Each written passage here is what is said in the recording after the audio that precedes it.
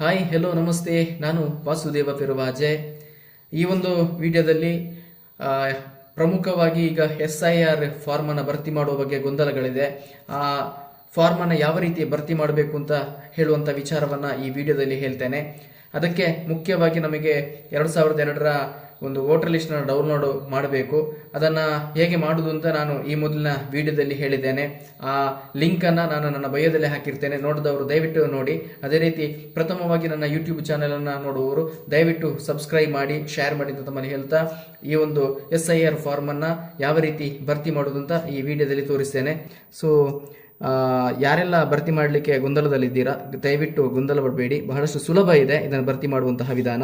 So ನಿಮಗೀಗ already BLOಗಳು ಈ ಒಂದು ಪತ್ರವನ್ನು ನಮಗೆ ಕೈಗೆ ನೀಡಿರ್ತಾರೆ. ನಮ್ಮ ಇಲ್ಲಿ ನೋಡಿರ್ಬೋದು, ಮತದಾರರ ಹೆಸರು ಇಲ್ಲಿ ಬರುತ್ತೆ, ಬಾಲಕೃಷ್ಣ ಯಾರ್ದು ಹೆಸರು ಇರುತ್ತೆ ಅವ್ರದ್ದು, ಕ್ರಮ ಸಂಖ್ಯೆ ಎಲ್ಲ ಇರುತ್ತೆ. ಅದೇ ರೀತಿ ಅವರ ಭಾವಚಿತ್ರ ಇರುತ್ತೆ. ಈ ಬಲಬದಿಯಲ್ಲಿ ಇರುವಂತಹ ಭಾವಚಿತ್ರ ಅಂದರೆ ಈಗಿನ ಭಾವಚಿತ್ರವನ್ನು ನಾವು ಈ ಒಂದು ಪ್ಲೇಸಲ್ಲಿ ಅಂಟಿಸಬೇಕು. ಆ ನಂತರ ಇಲ್ಲಿ ನೋಡಿ, ಇಲ್ಲಿ ಹಿಂದಿನ ವಿಶೇಷ ಸಮಗ್ರ ಪರಿಷ್ಕರಣೆಯ ಮತದಾರರ ಪಟ್ಟಿಯಲ್ಲಿನ ಮತದಾರರ ವಿವರಗಳು ಅಂತ ಒಂದು ಭಾಗದಲ್ಲಿದೆ. ಇನ್ನೊಂದು ಭಾಗದಲ್ಲಿ ಹಿಂದಿನ ವಿಶೇಷ ಸಮಗ್ರ ಪರಿಷ್ಕರಣೆಯ ಮತದಾರರ ಪಟ್ಟಿಯಲ್ಲಿನ ಮತದಾರರ ಸಂಬಂಧಿಯ ವಿವರಗಳು. ಇದು ಬಹಳಷ್ಟು ಜನರಿಗೆ ಗೊಂದಲ ಇರುವಂಥದ್ದು. ಇದು ಬಹಳಷ್ಟು ಸುಲಭ. ಈ ಪ್ರಥಮ ಭಾಗದಲ್ಲಿ ಇರುವಂತಹದ್ದು 2002ರ ಮೊದಲು ಯಾರ್ದೆಲ್ಲ ಹೆಸರು ನಮ್ಮ ಈ ಒಂದು ಮತದಾರರ ಪಟ್ಟಿಯಲ್ಲಿ ಹೆಸರಿತ್ತು 2002ರ ಮೊದಲು, ಅವರು ಈ ಭಾಗದಲ್ಲಿ ಫಿಲ್ ಮಾಡಬೇಕಾಗತ್ತೆ.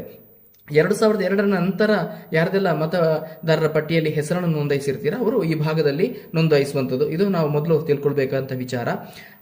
ಇಲ್ಲಿ ಗಮನಿಸಬಹುದು, ಇಲ್ಲಿ ಮತದಾರರ ಹೆಸರು ಅಂತ ಇದೆ, ಅದು 2002ರ ಮತದಾರರ ಪಟ್ಟಿಯಲ್ಲಿ ಇರುವಂಥದ್ದು. ನಾನು ಈಗಾಗಲೇ ಹೇಳಿರುವ ಹಾಗೇನೆ 2002ರಲ್ಲಿ ನಾವು ಮತದಾರರ ಪಟ್ಟಿಯನ್ನು ನಾವು ಆಲ್ರೆಡಿ ತೆಗೆದಿರಬೇಕಾಗ್ತದೆ. ಇದನ್ನು ಫಿಲ್ ಮಾಡಬೇಕಂದ್ರೆ ಅಂದರೆ ಭಾಗ ಸಂಖ್ಯೆ ಎಲ್ಲ ಅದು ಚೇಂಜ್ ಆಗಿರ್ತದೆ.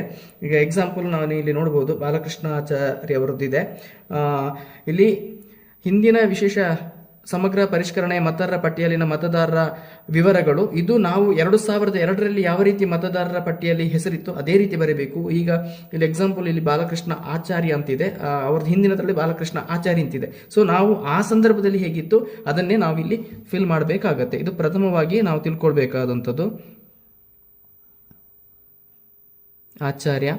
ಮತದಾರರ ಭಾವಚಿತ್ರ ಗುರುತಿನ ಚೀಟಿ ಸಂಖ್ಯೆ ಅಂದ್ರೆ ಇದು ಆಕ್ಚುಲಿ ಇದ್ರೆ ನಾವು ಇಲ್ಲಿ ಫಿಲ್ ಮಾಡಬಹುದು, ಇಲ್ಲದಿದ್ರೆ ಅದು ಕಂಪಲ್ಸರಿ ಏನು ಅಲ್ಲ, ಅದನ್ನು ನಾವು ಗಮನಿಸಬೇಕು. ಇನ್ನು 2 ಸಂಬಂಧಿಯ ಹೆಸರು. ಸಂಬಂಧಿಯ ಹೆಸರು ಅಲ್ಲಿ ತಂದೆ, ತಾಯಿ ಅಥವಾ ಅಜ್ಜ ಅಜ್ಜಿ ಈ ಹೆಸರು ಮಾತ್ರ ನಾವು ಲಗತ್ತಿಸಬೇಕು. ಅಂದ್ರೆ ಹಿಂದಿನ ಮತದಾರರ ಪಟ್ಟಿಯಲ್ಲಿ ಯಾರ್ದು ಹೆಸರಿತ್ತು ನಾವಿಲ್ಲಿ ನೋಡುವಾಗ ಗಮನಿಸಬಹುದು, ಅವರ ತಂದೆ ಹೆಸರಿದೆ, ಆ ತಂದೆ ಹೆಸರನ್ನು ನಾವಿಲ್ಲಿ ಹಾಕ್ತೇವೆ.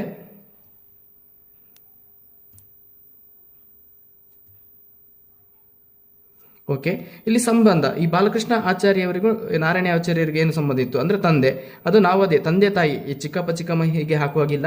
ಯಾರು ತಂದೆ ತಾಯಿ ಅಥವಾ ಅಜ್ಜ ಅಜ್ಜಿ ಇರ್ತಾರೆ ಇವರ ಹೆಸರನ್ನು ಮಾತ್ರ ನಾವು ಇಲ್ಲಿ ಹಾಕಬೇಕು. ಜಿಲ್ಲೆ, ಇದು ನಮ್ಮ ಜಿಲ್ಲೆಯನ್ನು ನಾವು ಬರೀಬೇಕಿಲ್ಲ. ಅನಂತರ ರಾಜ್ಯ, ನಮಗೆಲ್ಲರಿಗೂ ಅದು ಕರ್ನಾಟಕ ರಾಜ್ಯ. ಅದು ವಿಧಾನಸಭಾ ಕ್ಷೇತ್ರದ ಹೆಸರು. ವಿಧಾನಸಭಾ ಕ್ಷೇತ್ರದ ಹೆಸರು ನಾವಿಲ್ಲಿ 2002ರ ಮತದಾರರ ಪಟ್ಟಿಯಲ್ಲಿ ಮೇಲೆ ಇರ್ತದೆ, ನಾವು ಗಮನಿಸಬಹುದು. ಇಲ್ಲಿ ವಿಧಾನಸಭಾ ಕ್ಷೇತ್ರದ ಹೆಸರು ಇದೆ, ಅದು ನಮಗೆ ಸುಳ್ಯ ವಿಧಾನಸಭಾ ಕ್ಷೇತ್ರ ಆಗಿರ್ತದೆ. ಇದನ್ನು ನಾವು ಸುಳ್ಯ ಅಂತ ಬರೆದ್ರೆ ಆಯ್ತು. ಸುಳ್ಯ ನಿಮ್ದು ಯಾವುದಿದೆ ನೀವು ಅದನ್ನು ಬರೆದ್ರೆ ಆಯ್ತು, ನಿಮ್ಮ ಊರಿದ್ದು. ಸೊ ಇಲ್ಲಿ ವಿಧಾನಸಭಾ ಕ್ಷೇತ್ರದ ಸಂಖ್ಯೆ ಇರುತ್ತೆ, ಸಂಖ್ಯೆ ಮತ್ತು ಹೆಸರು ನಾವು ಇದನ್ನು ಬರೀಬೇಕು. ಹಿಂದಿನ ಸಂಖ್ಯೆ 2002ರಲ್ಲಿ ಯಾವುದಿತ್ತು ಅದನ್ನು ನಾವಿಲ್ಲಿ ಫಿಲ್ ಮಾಡಬೇಕಾಗತ್ತೆ. ಇದು ಎಕ್ಸಾಂಪಲ್ ನಮ್ಮ ಊರಿದ್ದು ನಾನು ಬರಿತಿದ್ದೇನೆ, ನಿಮ್ಮ ಊರಿದ್ದು ಕೂಡ ನೀವು ನೋಡಿಕೊಂಡು ಬರಿಬೇಕಾಗತ್ತೆ.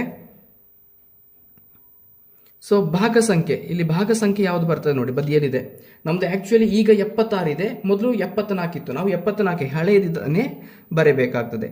ಓಕೆ, ಇದು 74. ನೆಕ್ಸ್ಟ್ ಕ್ರಮ ಸಂಖ್ಯೆ ಇದೆ. ಕ್ರಮ ಸಂಖ್ಯೆ ನಾವು ಇಲ್ಲಿ ಗಮನಿಸಬಹುದು, ನಾನು ಆಲ್ರೆಡಿ ತೋರಿಸಿದ್ದೇನೆ ಇಲ್ಲಿಂದ.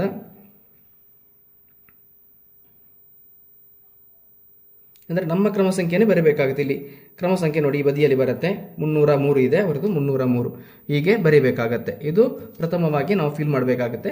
ನಂತರದ್ದು ಇಲ್ಲಿ ಜನ್ಮ ದಿನಾಂಕ. ಜನ್ಮ ದಿನಾಂಕ ಅವರದ್ದು ಆಧಾರ್ ಕಾರ್ಡಲ್ಲಿ ಯಾವುದಿದೆ ಆ ಆಧಾರ್ ಕಾರ್ಡಲ್ಲಿರುವಂತಹ ಜನ್ಮ ದಿನಾಂಕವನ್ನು ಬರೆಯುವುದು. ಎಕ್ಸಾಂಪಲ್ ನಾನು ಬರೀತಿದ್ದೇನೆ. ಆಧಾರ್ ಸಂಖ್ಯೆ ಬರೀಬಹುದು, ಬರೆಯದಿರಬಹುದು, ಇದು ನಮಗೆ ಬಿಟ್ಟಂತಹ ವಿಚಾರ. ಇನ್ನು ಮೊಬೈಲ್ ಸಂಖ್ಯೆ, ಅವ್ರದ್ದು ಯಾವುದು ಮೊಬೈಲ್ ಇದೆ ಆ ಮೊಬೈಲ್ ಸಂಖ್ಯೆಯನ್ನು ಸಮಥಿಂಗ್ ಬರೆದು ಬಿಟ್ರೆ ಆಯಿತು. ಇನ್ನು ತಂದೆ ಅಥವಾ ಪೋಷಕರ ಹೆಸರು, ಅಂದರೆ ನಾವಿಲ್ಲಿ ಆಲ್ರೆಡಿ ತಂದೆ ಹೆಸರು ಬರೆದಿದ್ದೇವೆ, ಆ ತಂದೆ ಹೆಸರನ್ನೇ ನಾವಿಲ್ಲಿ ಫಿಲ್ ಮಾಡಿದ್ರೆ ಆಯಿತು. ತಂದೆ ಪೋಷಕರ ಅಥವಾ ಮತದಾರ ಭಾವಚಿತ್ರ ಗುರುತಿನ ಚೀಟಿ ಸಂಖ್ಯೆ ಇದು ಲಭ್ಯವಿದ್ದಲ್ಲಿ ಮಾತ್ರ ಬರೆದ್ರೆ ಆಯಿತು, ಇಲ್ಲದಿದ್ದರೆ ಅವಶ್ಯಕತೆ ಇಲ್ಲ, ಬರಿಬೇಕು ಅಂತ ಅವಶ್ಯಕತೆ ಇಲ್ಲ. ಇನ್ನು ತಾಯಿಯ ಹೆಸರು, ಅವರ ತಾಯಿಯ ಹೆಸರು ಏನಿದೆ ಅದು ನಾವಿಲ್ಲಿ ಫಿಲ್ ಮಾಡಿದೆ ಆಯಿತು. ಮತ್ತೆ ತಾಯಿಯ ಮತದಾರರ ಭಾವಚಿತ್ರ ಗುರುತಿನ ಚೀಟಿ ಸಂಖ್ಯೆ ಲಭ್ಯವಿದ್ದಲ್ಲಿ ಮಾತ್ರ ಇದನ್ನು ಬರೆದ್ರಾಯ್ತು, ಇದು ಕಂಪಲ್ಸರಿ ಏನು ಅಲ್ಲ.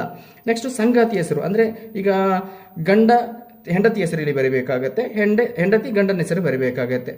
ಇದನ್ನು ಇಲ್ಲಿ ಫಿಲ್ ಮಾಡಿದ್ರೆ ಆಯಿತು.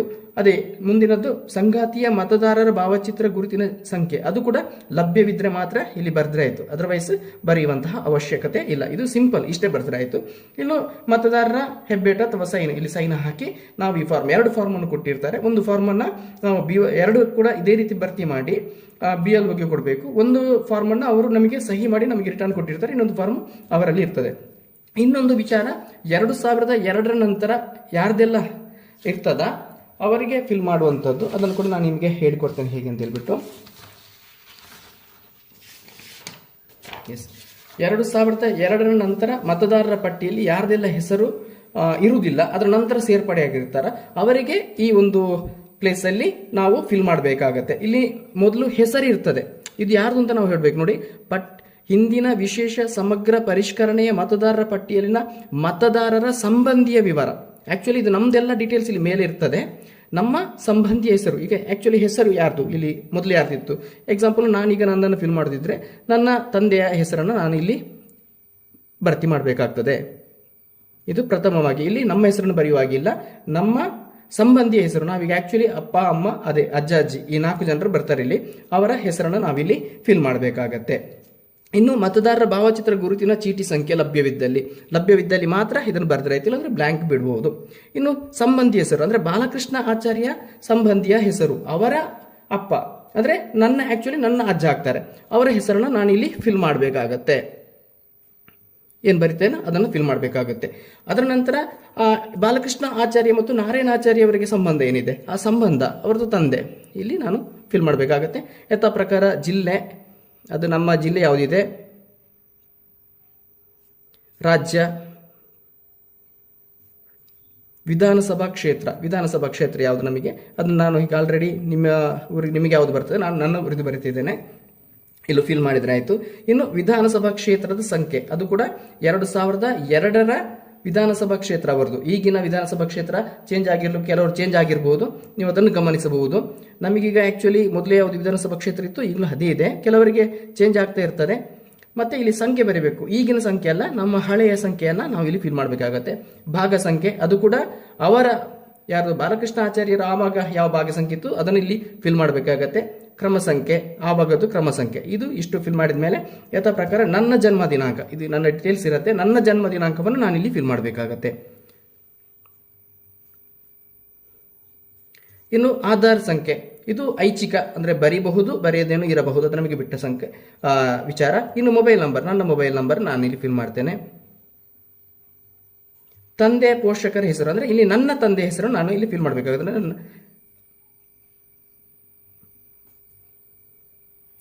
ತಂದೆ ಪೋಷಕರ ಮತದಾರರ ಭಾವಚಿತ್ರ ಗುರುತಿನ ಚೀಟಿ ಸಂಖ್ಯೆ ಲಭ್ಯವಿದ್ದಲ್ಲಿ ಬರ್ದ್ರೆ ಆಯಿತು, ಬರೆಯದೇನು ಇರಬಹುದು. ಸೇಮ್ ಇಲ್ಲಿ ತಾಯಿಯ ಹೆಸರನ್ನು ಫಿಲ್ ಅಪ್ ಮಾಡಬೇಕಾಗ್ತದೆ. ತಾಯಿಯ ಅಥವಾ ಮತದಾರರ ಭಾವಚಿತ್ರ ಗುರುತಿನ ಚೀಟಿಯ ಸಂಖ್ಯೆ ಲಭ್ಯವಿದ್ದಲ್ಲಿ ಬರೆಯಬಹುದು, ಇಲ್ಲದ್ರೆ ಬರೆಯದೇನು ಇರಬಹುದು. ಸಂಗಾತಿ ಹೆಸರು, ನನ್ನ ಸಂಗಾತಿಯ ಹೆಸರು ನಾನಿಲ್ಲಿ ಫಿಲ್ ಮಾಡಬೇಕಾಗತ್ತೆ. ಅವಳ ಮತದಾರ ಭಾವಚಿತ್ರ ಗುರುತಿನ ಚೀಟಿ ಸಂಖ್ಯೆ ಲಭ್ಯವಿದ್ದರೆ ಅದನ್ನು ಬರೆಯಬಹುದು, ಬರೆಯದೇನು ಇರಬಹುದು. ಮತ್ತೆ ಇಲ್ಲಿ ನಾವಿಲ್ಲಿ ಸೈನ್ ಹಾಕಿದ್ರೆ ಆಯಿತು, ಸೈನ್ ಹಾಕಿ ಸೇಮ್ ಈ ಕಾಪಿಯನ್ನು ಒಂದು ಅವರಿಗೆ ಕೊಡಬೇಕಾಗತ್ತೆ, ಇನ್ನೊಂದು BLO ಅವರು ಸೈನ್ ಹಾಕಿ ನಮಗೆ ಕೊಡ್ತಾರೆ. ಇದು ಸಿಂಪಲ್ ಆಗಿರತಕ್ಕಂತಹ ವಿಚಾರ. ಒಂದು ವೇಳೆ ಮದುವೆಯಾಗಿ ಬಂದಿದ್ರೆ ನಾವು ಈಗ ಆಕ್ಚುಲಿ ಯಾರು ಮದುವೆಯಾಗಿ ಬಂದಿರ್ತಾರೆ ನಮ್ಮ ಗ್ರಾಮಕ್ಕೆ ಅಥವಾ ನಮ್ಮ ಊರಿಗೆ, ಅವರ ತಂದೆಯ ಅಲ್ಲಿಯ ಡೀಟೇಲ್ಸ್ ಅನ್ನು ತಗೊಳ್ಬೇಕು. 2002 ಮೊದಲ ಡೀಟೇಲ್ಸ್ ಅನ್ನು ತಗೊಂಡು ಅದನ್ನು ಈ ಭಾಗದಲ್ಲಿ ಮೇಲಿನ ಭಾಗದಲ್ಲಿ ಫಿಲ್ ಮಾಡಿದ್ರೆ ಇದು ಇಷ್ಟೇ ಇರತಕ್ಕಂತಹ ವಿಚಾರ. ಸೊ ಗೊಂದಲಗಳಿಗೆ ಇಲ್ಲಿ ಅವಕಾಶ ಇಲ್ಲ, ಬಹಳಷ್ಟು ಸುಲಭವಿದೆ. ಒಮ್ಮೆ ಈ ವಿಡಿಯೋವನ್ನು ನೀವು ನೋಡಿ ಸುಲಭವಾಗಿ ಫಿಲ್ ಮಾಡಬಹುದು. ಮತ್ತೊಮ್ಮೆ ಹೇಳ್ತೇನೆ, ನಿಮಗೆಲ್ಲರಿಗೂ ನನ್ನ ಯೂಟ್ಯೂಬ್ ಚಾನಲನ್ನು ಸಬ್ಸ್ಕ್ರೈಬ್ ಮಾಡಿ. Thank you so much.